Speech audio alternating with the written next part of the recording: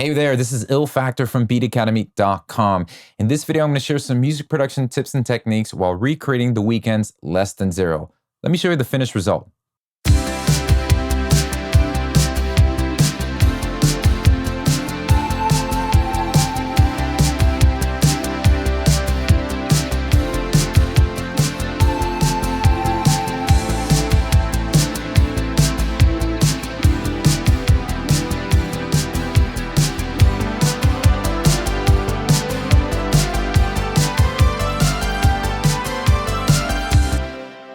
Now, by popular demand from you, the subscriber of this channel, you've requested I would do this in Logic Pro X. So here we are. I'm going to be walking you through how to recreate and produce the song that you've just heard in Logic. Now, watch through this whole video because there's a lot of details that I'm going to be sharing and covering that can be really useful in your projects.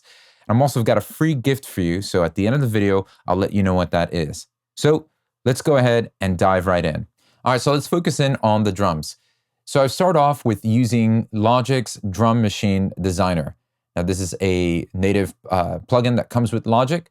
So I'm using this almost as a drum rack in Ableton Live to load my own samples in and re-trigger via MIDI. So I'm gonna go ahead and click that.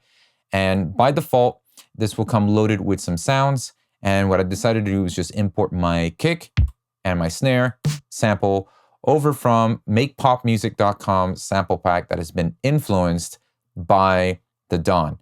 So I'm just clicking and finding some samples that I like on here and simply just dragging and dropping them into a cell here on the Drum Designer. This is gonna allow me then to re-trigger that sample. Okay, now with those drum samples loaded, let's take a look at the pattern here. So this is a throwback retro 80s type of vibe, and a lot of times we're using drum machines to recreate a lot of the drum programming that we hear on those records. And as we can see, The Weeknd's Dawn is heavily influenced with that as well. So I'm going for more of a stiff, robotic type of drum performance. And that means I'm going to be quantizing, and instead of having the drum, the kick and the snare loosely off the grid, I want to make sure that the kick and snare are snapping directly on the grid. So I can highlight my kick and my snare pattern, and make sure that I head over here to time quantize, set it to every 16th note, and simply hit Q. I can lessen the strength, and this will just nudge them slightly over, and that makes it a little bit loose. And that's okay and cool for more of a humanistic, organic type of feel. But we're gonna go maybe not 100, maybe 93. And then we get that stiff robotic feel as well.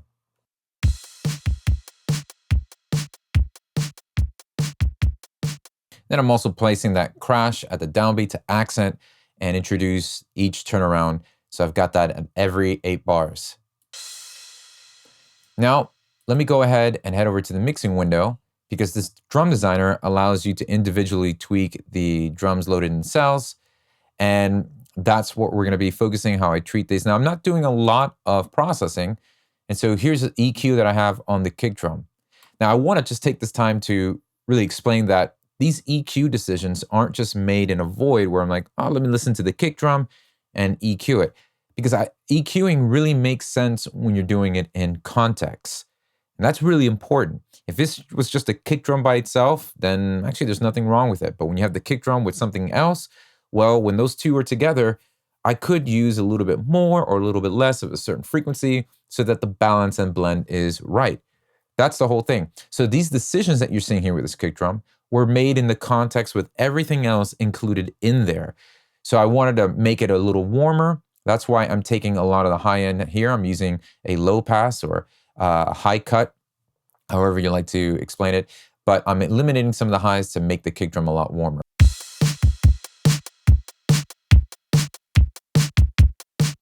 And so I'm eliminating more of that high end thump. And then some of the boxiness in this kick is real evident right there. And the boxiness became a problem with all the other elements involved in the mix and balance. So again, that's the context of why these decisions are being made. I'm not just randomly EQing for the sake of, well, I gotta EQ because I should. No, if it ain't broke, don't fix it. That's really the way to go. So the kick drum is what we have going on there. Here's the snare drum, really not a lot happening. It's just more blending the balance up a little bit. I don't have anything on the snare sample. And then the drum designer also, by default, has some plugins already on there. I decided not to use them.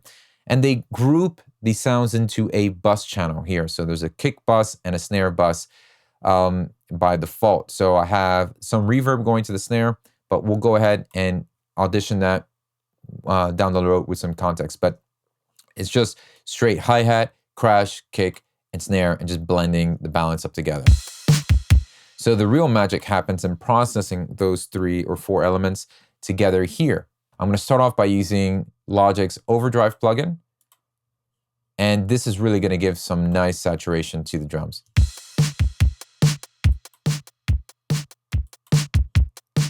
Just about 3 dB of drive to taste. And then the tone is really kind of adding a blanket over the drums and warming them up a little bit more. I get the sense that these drums that I listen to on Less Than Zero are very warm, and there's a lot of lush stuff going on with the pads and things like that here. So I'm using this to just scale that off a little bit and EQ some top end away. Then I'm gonna add some more distortion, right? So we've got overdrive, and I'm using this clip distortion here. Kind of treat this as like Ableton Live's saturator plugin.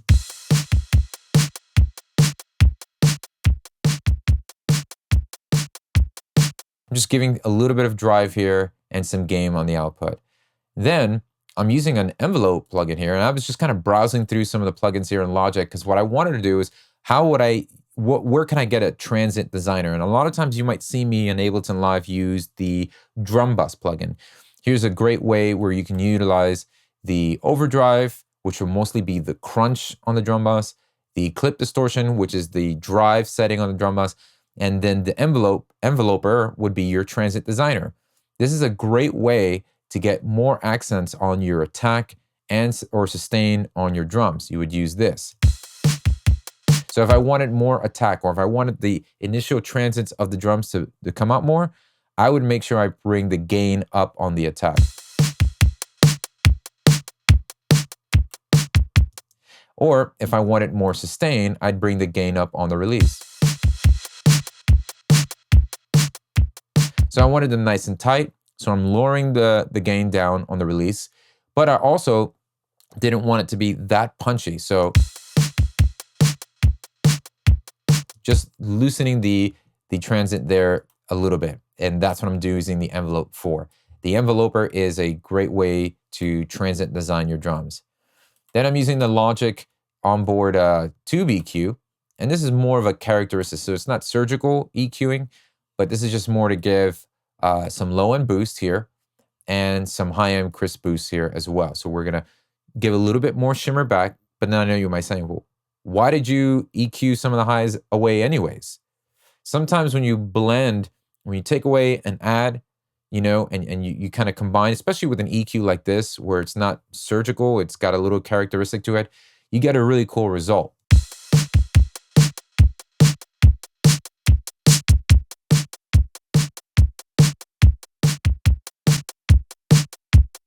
And then I'm using another channel EQ to brighten it up even more.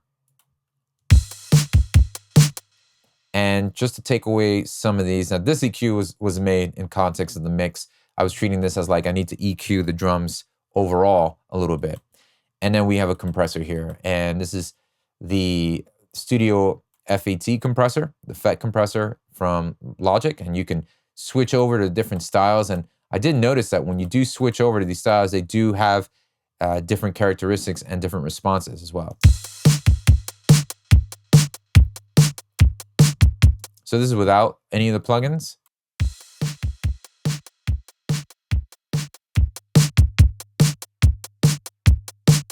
All right, so now let's go and work on the bass line. So for this, I'm going to use Logic's ES2 synthesizer. It's got plenty of oscillators to work with, and we're trying to go for that chorusy, rubbery type of bass that you hear a lot in these throwback retro type of songs. And so let's start with a Sawtooth.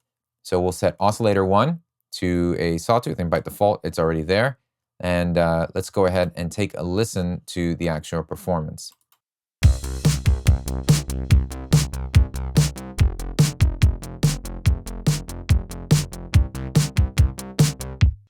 So I'm going to slightly change or detune oscillator 2. Let's go up to 20 and see what that does. And maybe just change the volume balance a little bit over here. And then lower the cutoff. We want to lower that just a bit.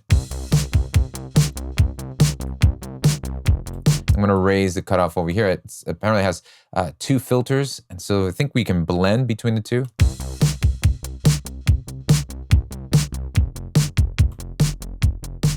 And give a little bit of filter drive. Now, the shaping of this is all going to take place in the filter envelope here. This is going to decide the overall shape of the tone for this sound. So we're going to focus on our decay. And bring the sustain down.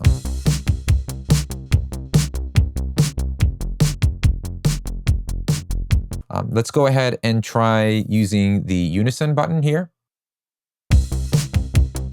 That's going to really help widen that up. Let's bring the voices down to 2. And set it to mono instead of polyphonic.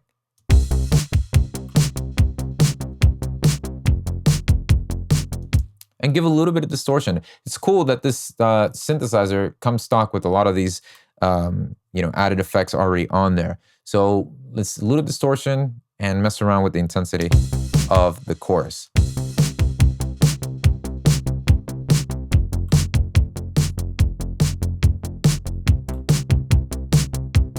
And maybe change the tone from dark to bright. That's cool. That's more or less the tone that I'm looking for. And then we can do some processing here with the EQ.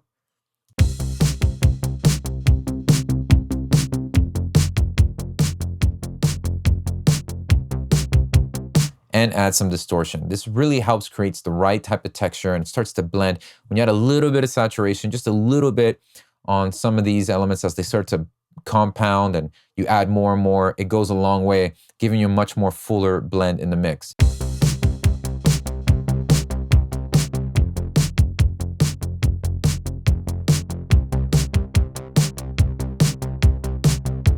And some additional chorus.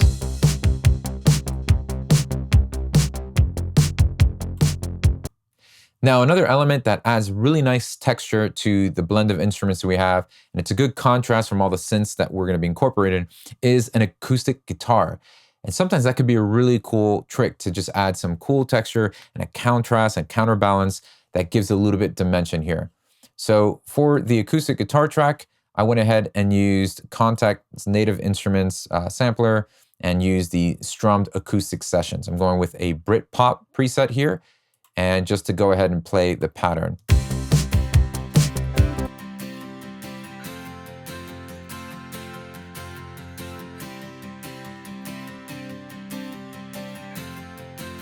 So just playing that and using an onboard 2BQ right here, just to go ahead and boost a little bit more of the highs and dip some of the the mids right there.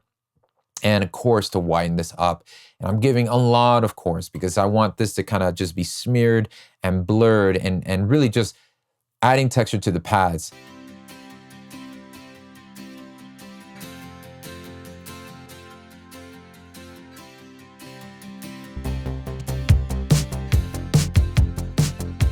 And I've got a reverb. I'm going to start introducing the reverb now because that's really going to help create space and dimension.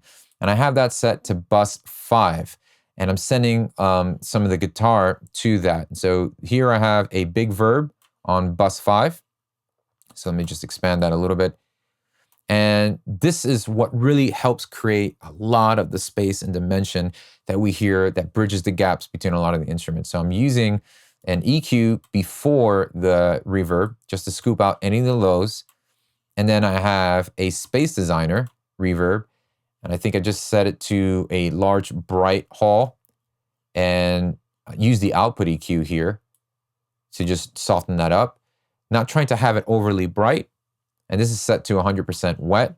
And then I have a flanger on top after processing that reverb signal. And just a little bit of the flanger to give some motion of that reverb.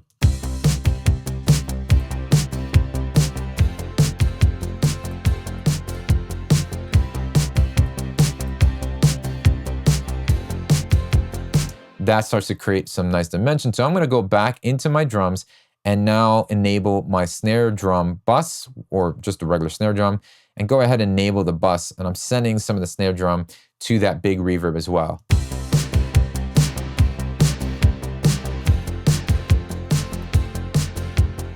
Now it might sound huge and big on the snare drum now, but in context with everything else, it's gonna make sense. But it really helps give more depth to the snare drum. And so it now takes on a whole, it gives more life to the overall ambience of the track. So let's focus on some of the pads here.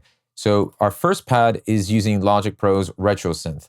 I never used it before and it had the word retro in it. I thought, well, that's what we're aiming for, right? And it's actually really cool. It's just basic, straightforward, analog type of synth, and you have a sync and table and FM synthesis. So pretty cool that you can kind of mess around with different formats and different types of synths here. But we're gonna stay with the analog because we just need two oscillators here. And that's what we have. We have oscillator 1 set to a Sawtooth. Oscillator 2 is gonna set to a Sawtooth, but we're gonna go ahead and change our second oscillator to go a whole octave lower. So I went ahead and dropped this down 12 semitones, and we're gonna detune this slightly. So I went about 8 to 10 cents to the right. And then I'm blending the balance. What do I want primarily to hear? Oscillator 1 or oscillator 2, which is the lower pitch one. So let's just blend these two a little bit, but predominantly we want the lower pads because it's just gonna fill up nicely down there. And then just opening up the cutoff frequency to we get a nice warm place.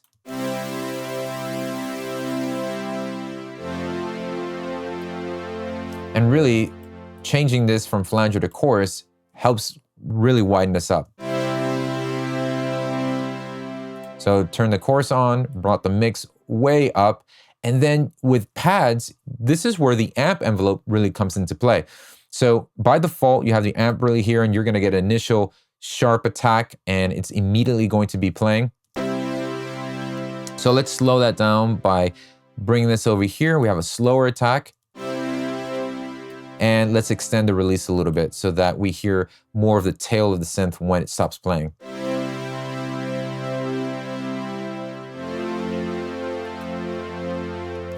Well, once I have that down, I went ahead and start using some phase distortion here.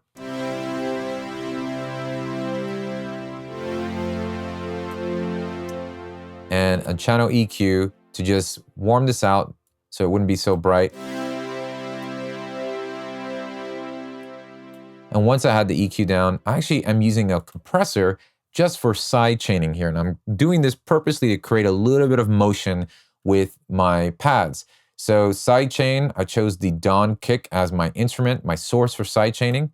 I made sure to enable the side chain option. And then I'm going ahead and dialing back the threshold here to a point where I like it.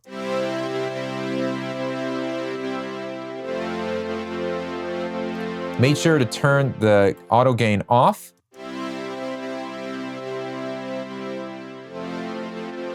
So it's creating that cool little pulse pattern that works out great.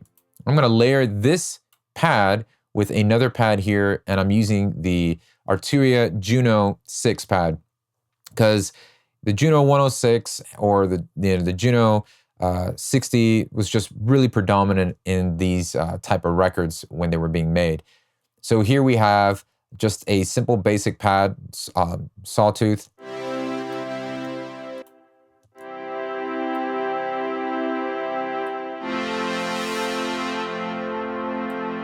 So I'm incorporating the square wave here as well.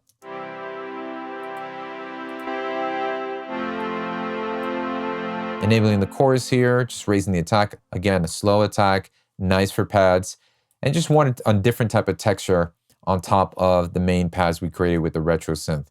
And once we have those two together, I'm also going to enable the compressor here for the same motion on the Juno pad. And let's just blend that with what we've got so far.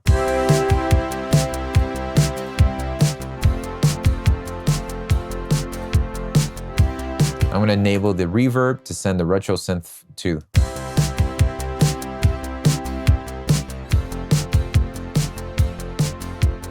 Next, we have that cool call and response bell synth that we can hear. And for that, I'm going ahead using the retro synth again, but we're just gonna use one oscillator here, and that's gonna be set to the triangle wave. It gives us that cool bell tone. So let's listen to it. Then what I'm doing is just moving the cutoff all the way to the right and using chorus again as an effect and just soaking it with that chorus here. And then I'm moving the release around so that I get that nice, that tail off the bell, because with the short release, it'll just snap quietly after the notes play. And I don't want that to happen. So we'll go ahead and extend that release. There you go. And then adding a little bit of vibrato, we can use the vibrato here and increase the amount. So I'm gonna lower this down so we add a little bit of that vibrato over to the sound.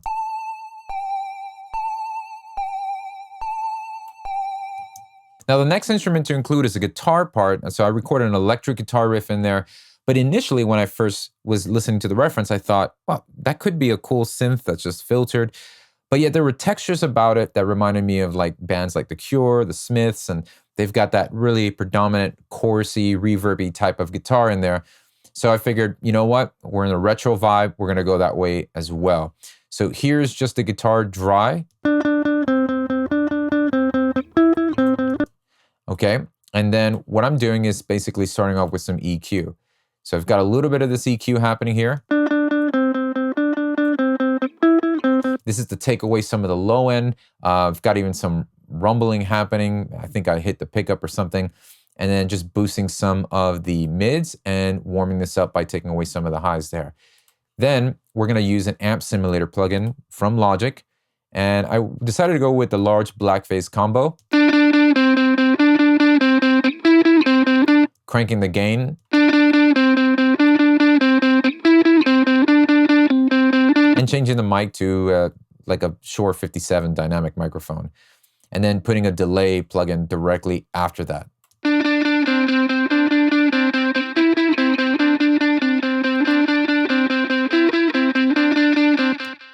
So, and then this is tweaking a little bit of the modulation, really just to your personal preference, tweaking a little bit, but the delay really helps create more distant, it just kind of glues those notes together. And then we have a reverb inserted directly onto this guitar.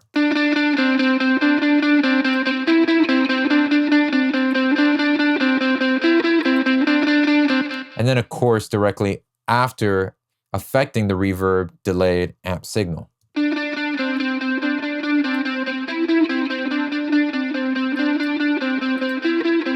And it's the chorus that really gives it the shape and body that we're looking for. So let me just go ahead and bring this in with everybody else.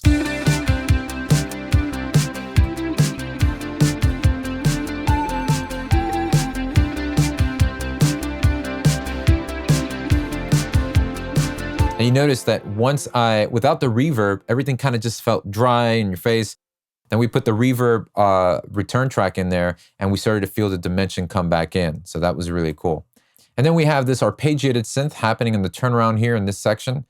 So let me go ahead and loop that.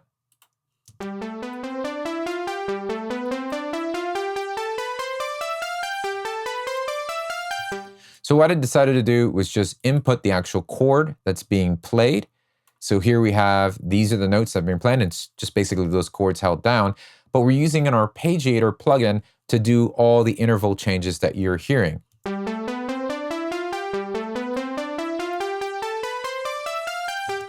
So for that, let me go over here and I placed an arpeggiator plugin and we're basically having it set to upwards so that the arpeggiator, the intervals are going up. I have it set to every eighth note and that's really it. So this arpeggiator plugin is going to affect the MIDI performance that we draw in. And we're using the retro synth plugin again. This is set to Sawtooth because it's bright, right? It's a lot brighter than the bell tone. So both set to Sawtooth. One is set an octave lower with the sense similar to the other pads that we were doing. And then I'm detuning this about 19 cents over. And then just messing around with the cutoff. But here is where the filter envelope plays a role in shaping the tone or the body of the sound. So you want to grab the decay and bring that down.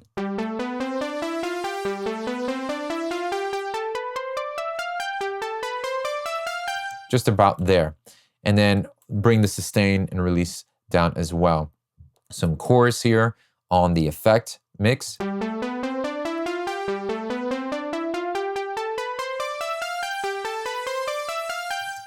that's going to help really liven that up. Now, as you can see, I've got everything kind of balanced, mixing pretty low here, but I'm getting the balance. And really the secret to all this is just using your volume knob on your interface. I mean, that is the most powerful tool when it comes to mixing, is your volume knob. Don't underestimate that, because if it's just too low, I can just crank my volume and then give myself a better perspective of what the balance looks like. But I've got it there.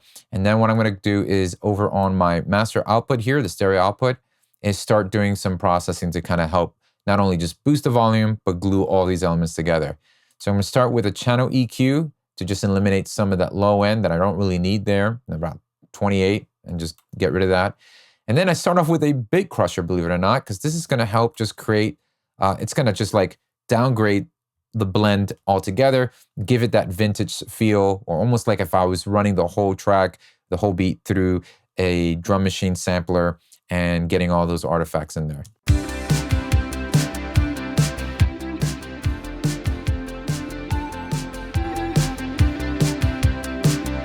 So give me about 4 dB of drive. I made sure that the resolution was at 15-bit. I didn't want it too low, because then you start getting a lot of the,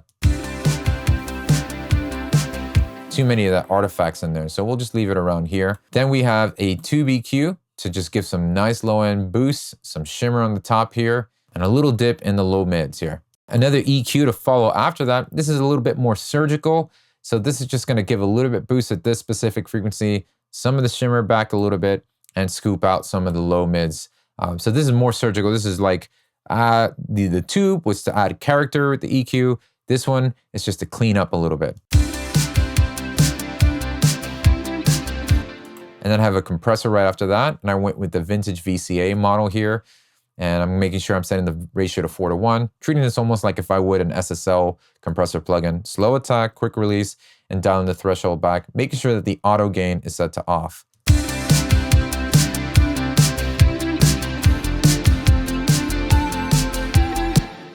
Now I wanted something that can help me just add some imaging, widen up specific frequencies. Couldn't find one in Logic, but I went and decided to use this T-Rex Quad image plugin here.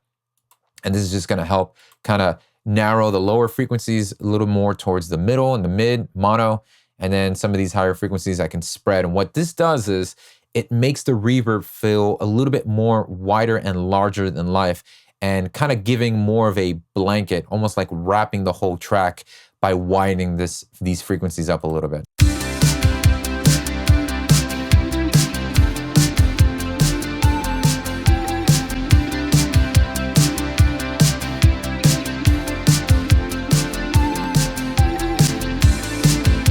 And then I'm using the onboard limiter here from Logic just to get a little bit more volume boost.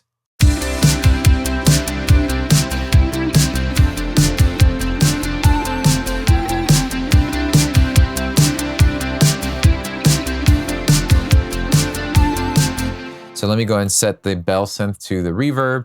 Let me get the blend here, put this just a little bit of the bass to the reverb here, and just make sure I got everything else kind of going through the reverb. And let's see what we have now.